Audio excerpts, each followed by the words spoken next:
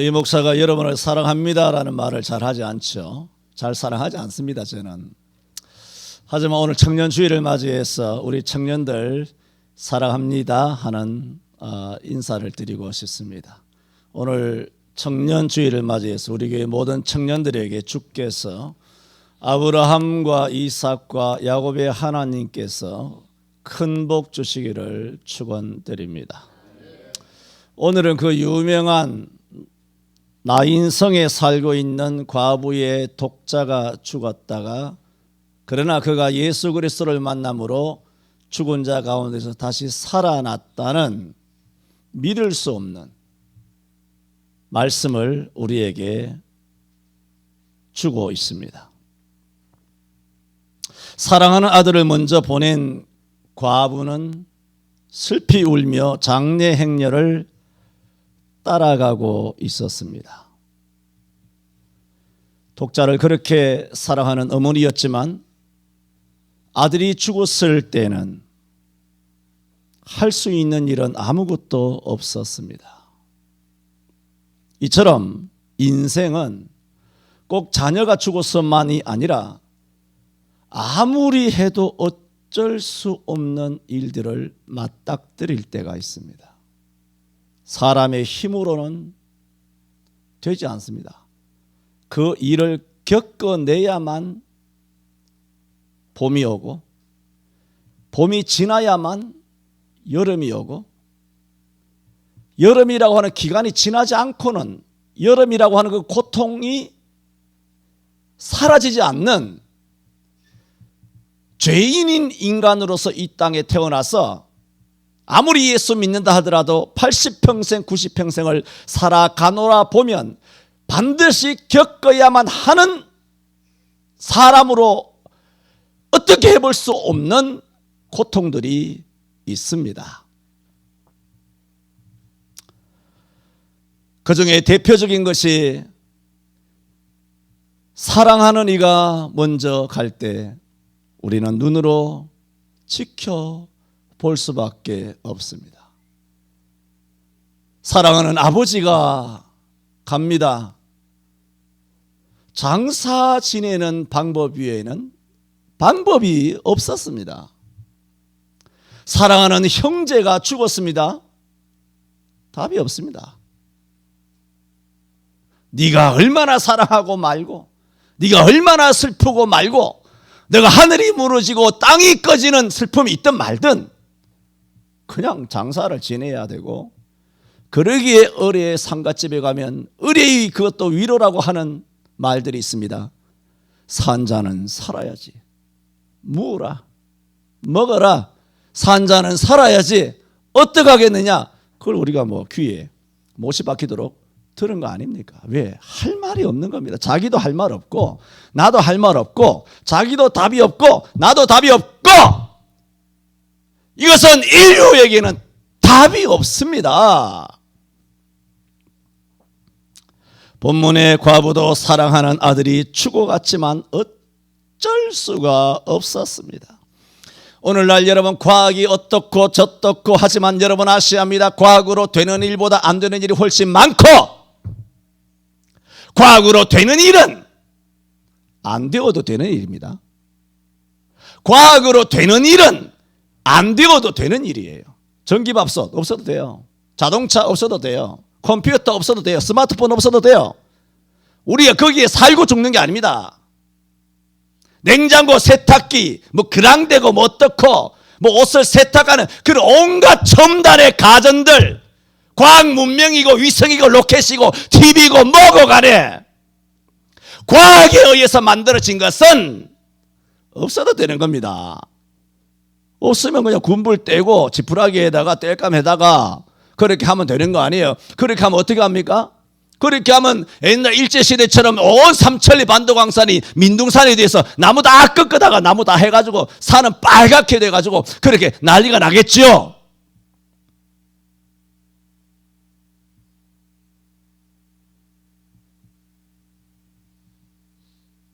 그러나 과학으로 안 되는 일들이 있습니다.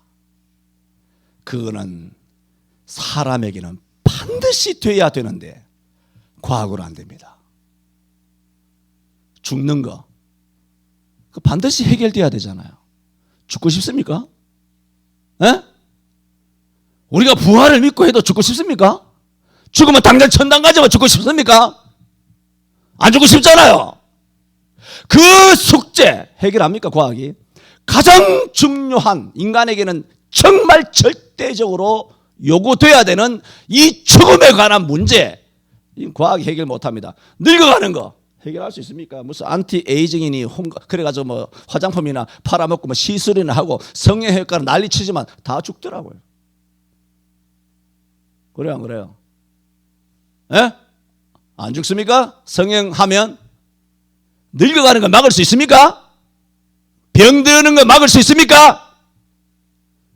의사와 병원은 잠시 치료해 주는 거예요. 병 못 고칩니다. 근본적으로 병을 없이 못합니다. 지옥 가지 않는 일, 죄 용서받는 일, 부활하는 일, 영생하는 일, 천국 가는 일, 인간에게는 절대적으로 중요합니다. 과학이 무슨 쓰레기 같은 이야기입니까? 아무것도 해결 못합니다. 여러분, 아침마다 동쪽에 태양이 떠오르게 하는 일, 미국의 나사가 태양 만들었습니까? 나사가 동쪽이 되면 아침만 되면 해가 떠오르게 했습니까? 지구가 한 바퀴씩 자전하면 해가 떠오르는 것처럼, 지구가 1년에 한 번씩 공전을 하면 마치 봄, 여름, 가을이 오는 것처럼 지구를 누가 돌게 했습니까? 누가 이렇게 뒤집어져서 밤과 낮이 오게 했습니까? 어제 밤이 있었죠? 오늘 아침에 왔죠? 11시가 돼서 예배 왔죠? 이런 시간을 누가 만들었습니까? 과학자가 만들었습니까? 아이고 더워라. 오늘 비가 좀 왔어. 한 22, 3도 되나요? 서울 시내 온도가. 그래서 내가 별로 안 더우려니 해서 강대상에 선풍기도 안 켜고 오늘은 괜찮을 것이다 싶었는데 이게 초장부터 열이 받쳐가지고 말입니다.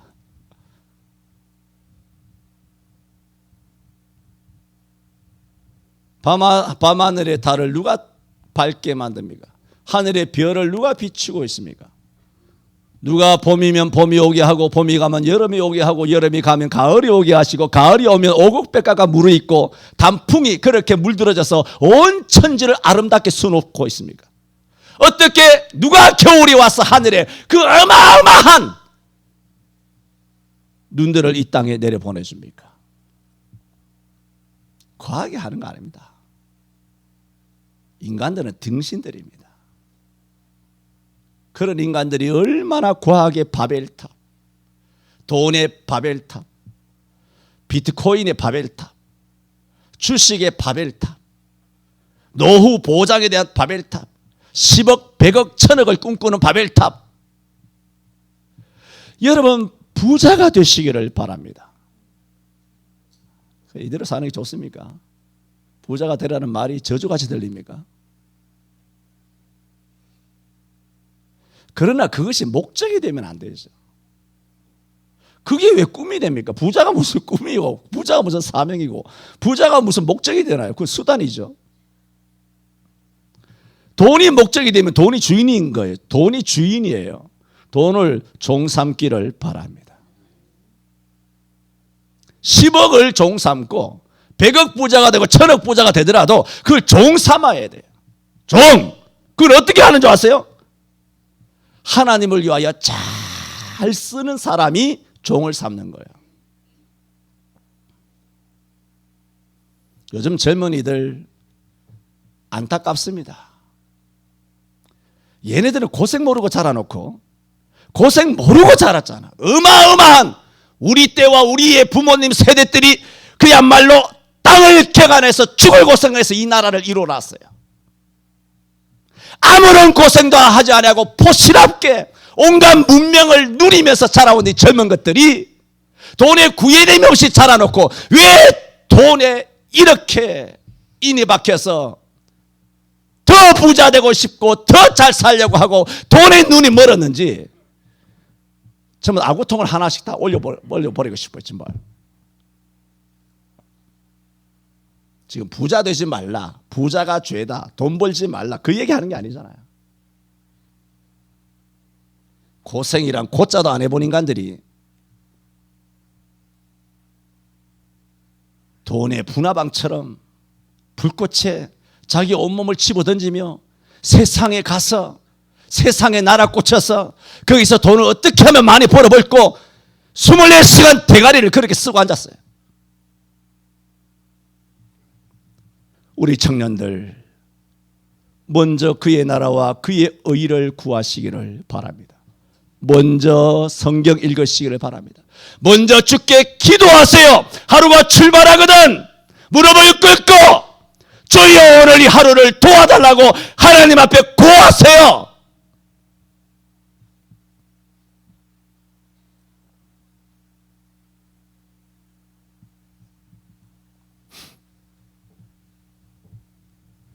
인생의 생로병사는 누구도 가로막지 못합니다. 사람이 어쩔 수 없습니다.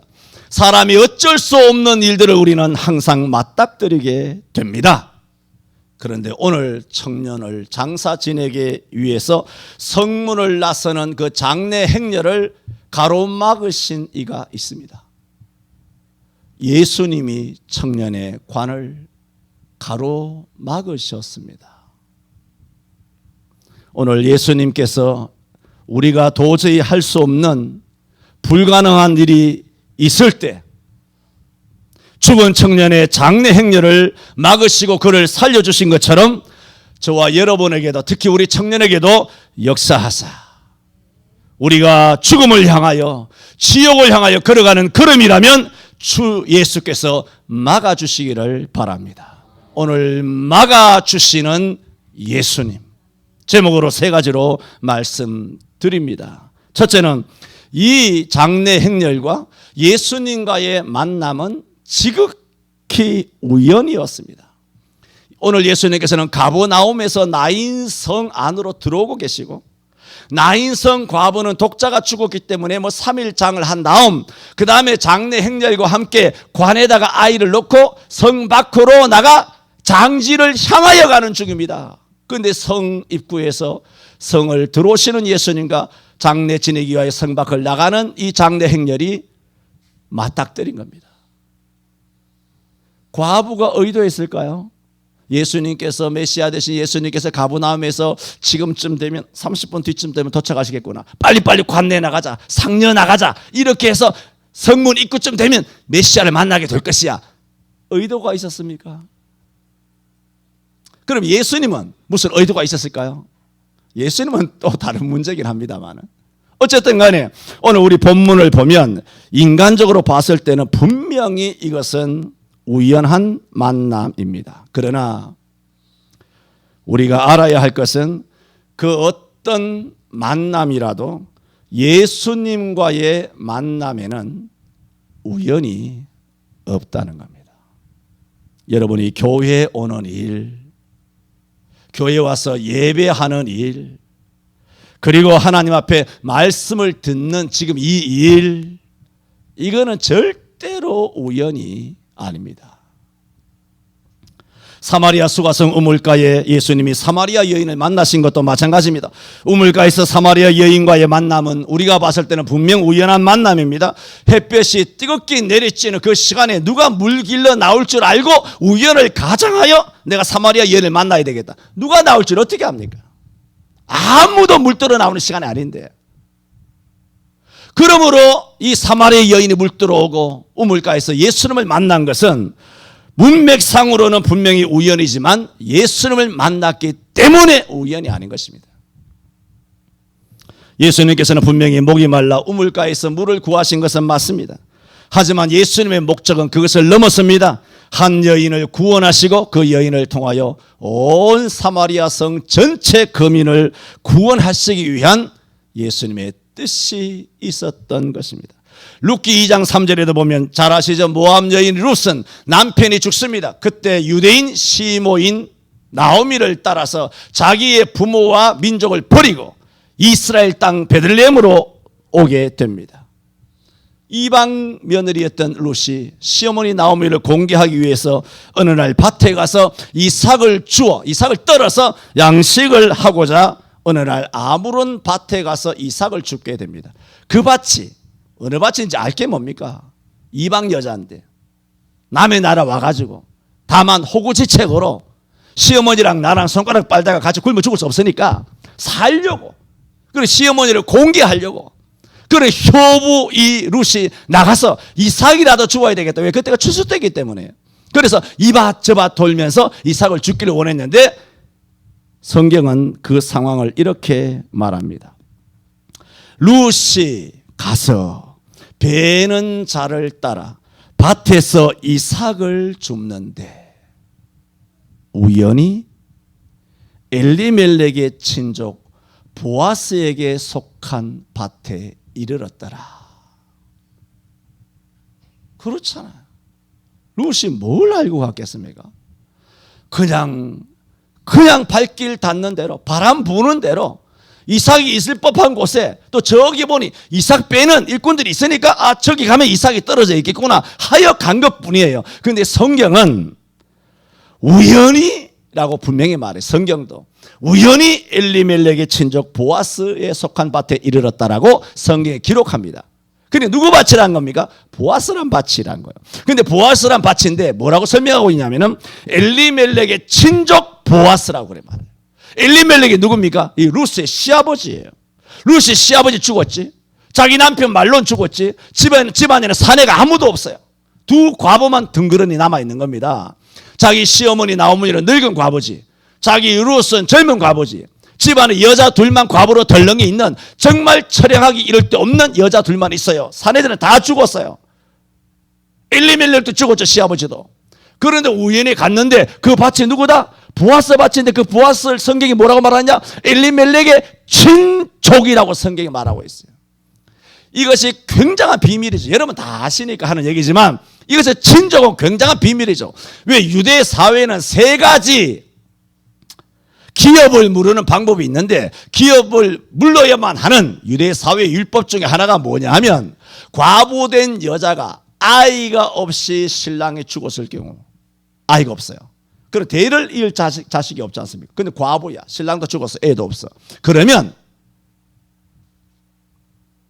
시동생이나 아니면 가까운 친족 남자가 이 과부와 법적으로 반드시 결혼해서 아이를 낳아서 그 아이를 죽은 남편의 이름으로 족보가 내려갈 수 있도록, 그 씨가 내려갈 수 있도록 그렇게 하고, 재산도 그렇게 하고, 또 여자의 남은 행복까지도 그가 책임져야만 하도록 형사 취수제 혹은 취수혼, 계대혼이라고 하는 유대 율법이 있습니다. 그럼 우리 보아스가 누구냐? 자기 시아버지 엘리멜렉의 친족 보아스예요. 물론 나중에 보면 그가 첫 번째 그런 자격이 있는 사람은 아니지만 두 번째 자격을 가진 사람으로서 자격을 취득한 다음에 이 룻과 결혼합니다. 룻과 결혼하여 아이를 낳습니다. 그 사람이 오벳이고, 오벳이 누구냐? 다윗의 할아버지입니다. 그러므로 이 이방 여인 룻은 누굽니까? 다윗의 증조 할머니가 됩니다. 이런 신비한, 룻기 4장까지 신비한 것들이 있지만 그가 밭에 간 그 사건만을 성경이 하는 말은 룻이 밭에 우연히 이르렀으니, 그렇게 말하고 있습니다. 열왕기상 22장 24절에서 35절에 보면은 북이스라엘의 가장 악한 왕 아합이 남이스라엘 왕 여호사밧은 훌륭한 믿음의 왕이에요. 여호사밧이 한 번쯤 방문했을 때 우리가 저 아람이 차지하고 있는 길랏 라모스에 가서 함께 저 공략해야 되지 않겠습니까? 하니 여호사밧이 하는 얘기가, 남유다 왕이에요. 우리가 형제가 아닙니까? 나의 백성은 당신의 백성이요, 나의 군대는 군대니까 당신이 아람에게 정복되어 있는 길랏 라모스에 가서 취하기를 원한다면 함께 가사이다. 하며 남북 유다 왕이 연합군을 형성해서 아람과 전쟁하러 나갑니다. 근데 아람과 전쟁하러 나갈 즈음에 진짜 선지자가 있었어요. 누구냐면은 미가야라고 하는 진짜 선지자가 있었어요. 이 미가야라고 하는 진짜 선지자가 아합은 바알을 섬기고 우상을 섬기고 하나님의 사람들을 죽이고 엄청난 악을 행한 북이스라엘 19왕 중에 가장 악한 왕이었기 때문에 미가야가 하나님의 말씀을 받아서 이 아합 왕에게 예고를 했습니다. 당신이 오늘날 길르앗 라못에 올라가서 전쟁을 하다가 당신은 죽을 것이다. 그 시대에 거짓 선지자들이 많았어요. 거짓 선지자라는 말은 우상을 섬기는 선지자가 아니라 여호와의 선지자지만 왕이 올라가면 승리합니다. 승리합니다. 부추기는 사람들이 수백이었어요.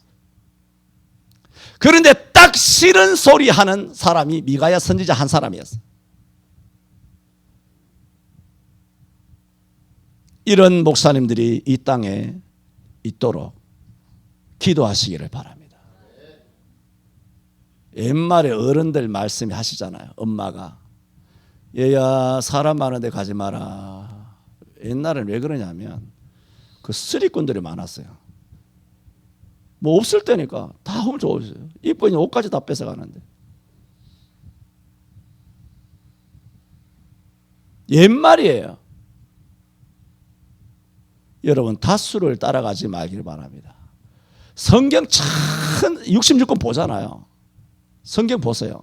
다수가 정의로웠을 때는 1도 없습니다. 어떤 경우에라도. 그거 아시면 돼요. 다수가 정의로울 때는 1도 없습니다. 그런 성경 부분이 있으면 나한테 좀 카톡으로 문자로 좀 보내주세요. 다수가 하나님의 뜻을 이룬 경우가 있는지. 그걸 뻔히 보면서 왜 시대정신이는 이런 개쓰레기 같은 이런 방송이나 언론에 이런 걸 해서 따라갑니까? 그것은 다 지옥길이에요. 다 사망길이에요. 망하는 길이에요. 오늘 주 예수님께서 한국교회가 다수를 따라가고 세력을 따라가고 정부를 따라가는 길을 예수님께서 막아주시기를 바랍니다. 이건 장래 행렬이에요. 죽으러 가는 길이에요.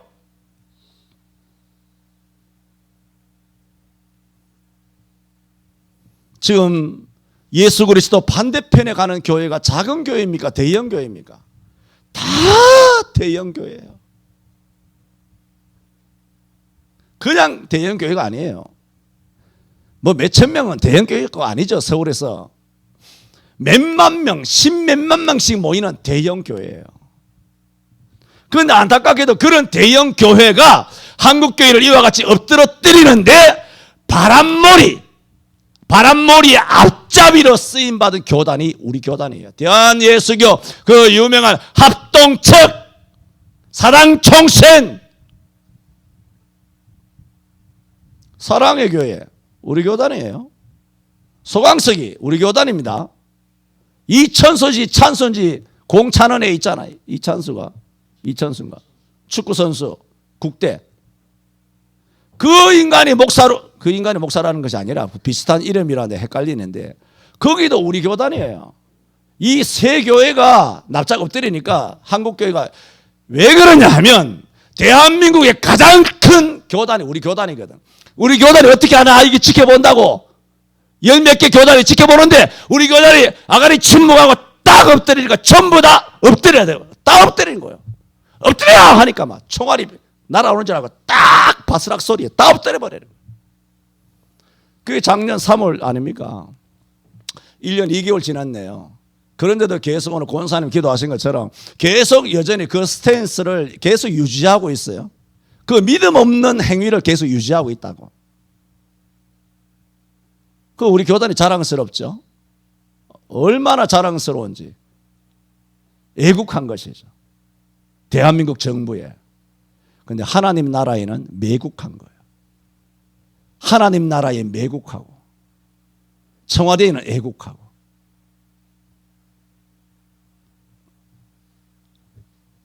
그래서 진짜 선지자인 미가야는 직설적으로 말했습니다. 대놓고 말했어요. 이게 진짜 선지자의 특징이에요. 자, 성경 보세요. 예수님은 안 그랬나? 사도 요한 안 그랬나? 베드로는 안 그랬나? 도대체 어느 선지자가 왕이나 아니면 어떤 권력자에게 대놓고 송곳같이 그 앞에 직언을 날리지 않았는가? 그런 선지자가 있으면 이야기해 보세요.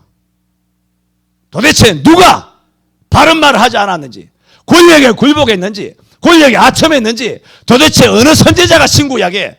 또 우리 대한민국에 별과 같은 전세 같은 목사님들 중에 어느 목사님이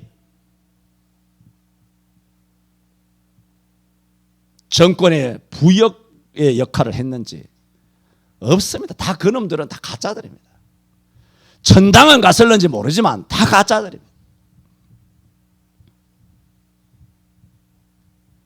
그래서 미가야가 당신이 이번 전쟁에 길르앗 라모스에 올라가서 죽게 될 것이라. 임금 앞에, 문재인이 앞에 당신이 금년에 죽을 것이다. 당신은 반드시 저주받아 죽게 될 것이다. 말할 수 있겠습니까? 하나님으로부터 그 말씀을 받았다고 한들 가서 말할 수 있겠습니까? 들어가지도 못하겠지만 설령 만난다고 하더라도 조창기도회 한다고 해서 조창기 연달에 올라가서 기도 순서를 맡았던, 축도 순서를 맡았던, 설교 순서를 맡았던 어느 목사가 올라가서 문재인 빠로 해서 문재인 찬양하고 잘 되도록, 나라가 정부가 잘 되도록 기도만 했지, 이렇게 하면 문재인이 죽습니다, 주여 문재인이 죽지 않도록 예수님께서 문재인과 이 좌익 정부를 막아 주옵소서. 대한민국 5,300만 명을 장래의 형렬에서부터 건져 생명의 길로 들어서게 하여 주시옵소서. 이런 설교했냐 말입니다. 간 목사들이 몇 차례 갔잖아. 몇 차례 가서 꾸지람 듣고 왔잖아요. 꾸지람만 드립다 듣고 아주 뭐 발사계처럼 취급당하다가 그렇게 쫓겨나왔잖아요, 목사들이. 그게 누구예요? 우리 교단 목사들이 갔냐 말이에요. 연합했지만 그 헤드가 누구냐? 우리 교단 목사예요, 소강석이. 가서 그렇게 얻어 터지고 온 거 아니에요.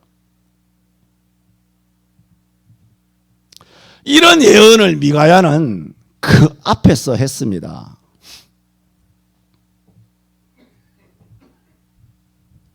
이제 마침내 전쟁을 치게 됐습니다.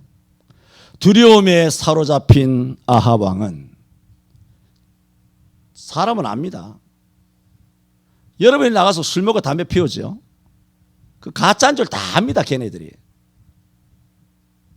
술 먹고 담배 피우고 자기한테 아첨 떨고 이런 목사들은 다 어떤 X인 줄 다 알아요. 그 사람도 다 알아요. 빨갱이도 안다는 게 가짜라는 거. 나한테 눌려 있다는 거. 이제 내 밥 됐다. 내게 밥 됐다는 거 압니다. 왜? 걔들도 영이 있잖아. 무슨 영이 있습니까? 악령이 있잖아. 영적으로 다 판단해요. 아니 불교의 승려들은 영적으로 판단 안 합니까? 아니 무당의 신받은 것들은 영적으로 판단 안 합니까? 걔들도 사단의 영이 있기 때문에 영적으로 판단하면 요건 내 밥이다, 내 쫄이다 하는 거 대부분 알아요, 영적으로. 그러나 진짜 목사 앞에서는 그걸 못해요. 그래서 딸랑딸랑 하는 것은 하나도 귀에 안 들어오고, 어떤 진짜 목사가, 미가야 같은 목사가 와서 당신 그러면 망합니다 하는 말이 자다가도 벌떡벌떡 일어나는 거예요. 그 말이. 할렐루야. 자다가도 벌떡벌떡 일어납니다. 등쪽에 식은땀이 나고 귀신에게 눌리고 가위에 눌리고, 이래 빨갱이 새끼들이 겉으로 볼 때는 방송에 뻔하게 얼굴 온갖 거 다 발라가지고, 비싸게 발라가지고 나오는지 모르지만 밤에 잠 잘 잘 줄 압니까? 시편 127편에는 하나님께서는 사랑하는 자에게 잠을 주신다 그랬기 때문에, 정반대로 말하면 사랑하지 않는 그런 인간들에는 잠과 씨름을 할 것입니다. 매일 밤이 고통스러울 겁니다. 그러니까 이 좌익하는 사람들의 그 눈가리를 한번 보세요. 눈들이 어떻게 생겼는가? 독사의 눈같이 척키처럼 얼마나 살벌한 눈동자를 하고 있는가 보세요. 반면에 내 눈을 보세요. 얼마나 좋은가.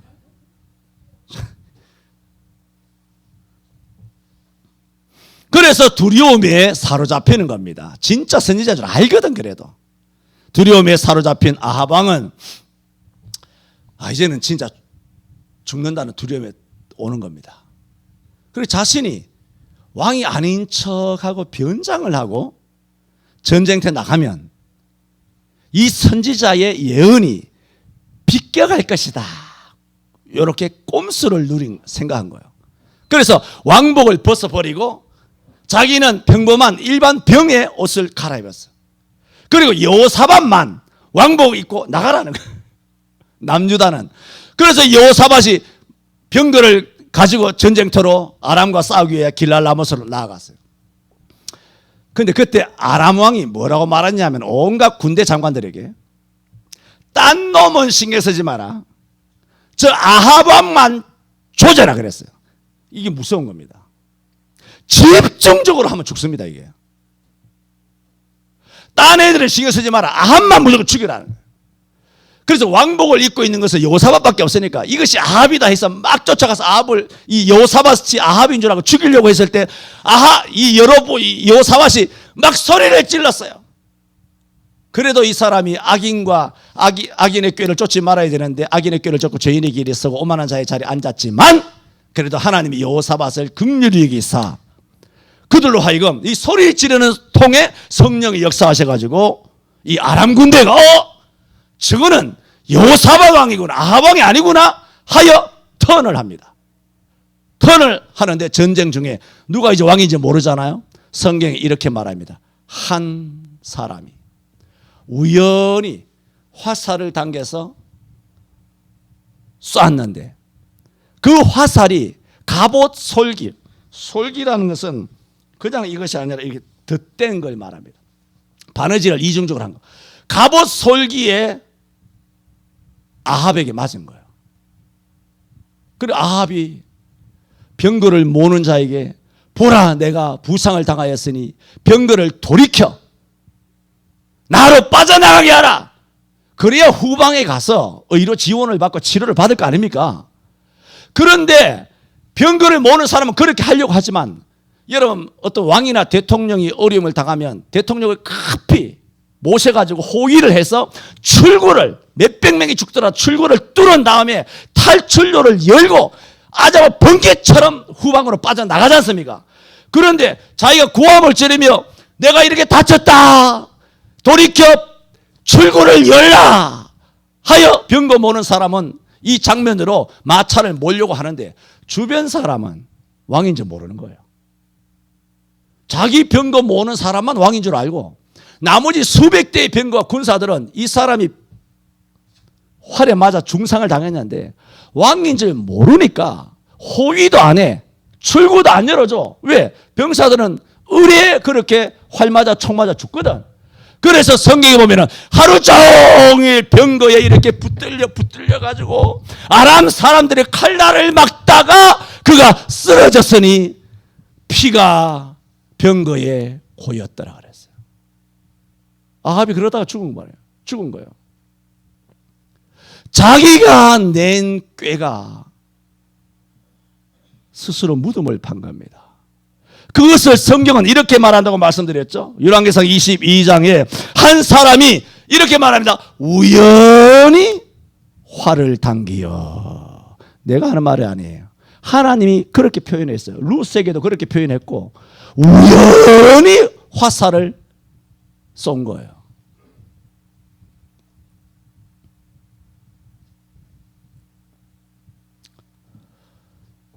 여러분 전도서 9장 11절 12절에 이런 말씀이 있습니다.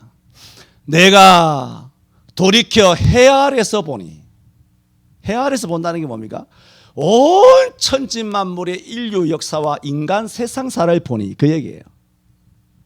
내가 돌이켜 해 아래서 일어나는 모든 일들을 보니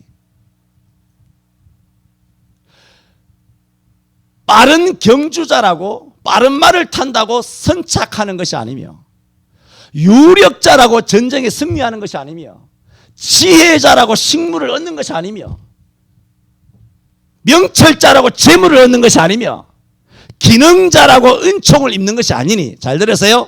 이는 모든 시기와 우연히 이 모든 사람에게 임함이니라. 하나님은 축복할 자를 축복하기 위하여 저주할 자를 저주하기 위하여 구원할 자를 구원하시기 위하여 심판할 자를 심판하시기 위하여 그 사람을 딱 시기와 우연을 하나님께서 조합해서 화살이 날아와서 딱 박혀 죽게 만든다는 겁니다. 이런 하나님의 우연이 오늘 청년의 주일을 맞이한 우리 청년들에게 축복의 시기와 우연으로 하나님께서 여러분에게 다가가 주시기를 바랍니다. 저주와 사망은 주 예수께서 막아주시기를 바랍니다. 시편 91편에도 말했지 않습니까? 저가 너를 위하여 그 사자들을 명하사 내 모든 길에 너를 지키시리니 저희가 그 손으로 너의 발을 붙들어 돌에 부딪히지 않게 하리로다 그랬습니다.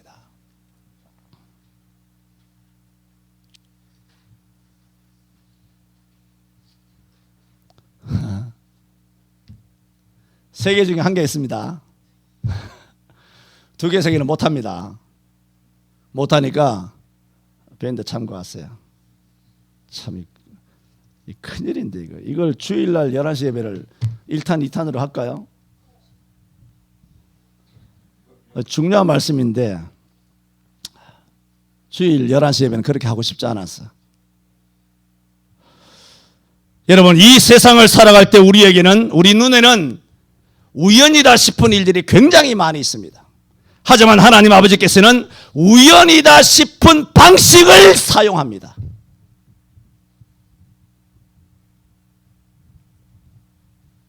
그래서 전도서 3장 11절에도 하나님이 모든 것을 지으시되 때를 따라 아름답게 하셨고 사람으로 영혼을 사모하는 마음을 주셨느니라. 그러나 하나님의 하시는 일의 시종을 사람으로 깨닫지 못하게 하셨느니라. 오늘 독자가 죽었습니다. 독자예요? 독자도 뭐든 하나 죽으면 얼마나 아프겠습니까? 자식을 먼저 가슴에 묻었으니 이 장례를 지내러 나가는 이 과부는 슬피 울었습니다. 그야말로 기절하고 무너지는 순간이었죠. 그가 아들을 이제 무덤에 가서 묻고자 나가는 그 순간에 예수를 성입구에서 만나리라고는 상상도 못했어요. 주여, 우리가 우리 인생에 사망의 길로 내려갈 때, 우리가 엠마오 길로 내려갈 때, 여리고로 내려가다가 강도 만날지도 알지 못하는 그 길을 내려갈 때 주님께서 우리 가까이 오사 우리의 길을 막아 주옵소서. 지옥에서 막아주시고 물에 빠져 죽는 것을 막아주시고 교통사고에서 막아주시고 질병에서 막아주시고 망하는 데서 막아주시고 죄악의 길에서 주 예수님께서 우리를 막아주옵소서. 그리하여 이 청년이 살아난 줄로 믿습니다. 나는 부활이요 생명이니 나를 믿는 자는 죽어도 살겠고 무릇 살아서 나를 믿는 자는 영원히 죽지 아니하리니 이것을 내가 믿느냐. 아멘. 저는 오늘 청년의 주일 맞이해서 막아주시는 예수님 이란 말씀을 드렸습니다. 기도합니다. 주여, 우리는 5분 뒤에 아니 1분 뒤에 일어나는 일도 모릅니다. 차 사고 나는 것도 알지 못하고 질병 걸리는 것도 알지 못하고 망하는 길도 알지 못하고 강도 만나는 길인 줄도 알지 못하고 여리고로 내려가며 세상으로 내려가며 내가 좋아하는 대로 먹고 마시며 부어라 마셔라 그렇게 살아가고 돈을 쫓아 분화방처럼 살아갈 때가 많이 있습니다. 이것이 복된 길이 아니요 저주의 길이요 생명의 길이 아니라 사망의 길이라면 사망의 음침한 골짜기로 우리가 걸어갈지라도 주의 지팡이와 막대기와 우리와 함께하여 주옵시고 이 사망의 길을 주 예수님께서 막아 주옵소서. 우리 한국교회가 사망의 길로 내려갈 때 주여 우리 한국교회를 막아 주옵소서. 회개하고 주께로 돌아오게 하여 주시옵소서. 우리 청년들에게 시기와 우연이 복된 시기와 우연으로 되게 하여 주시옵소서. 예수님 이름으로 기도하옵나이다. 아멘.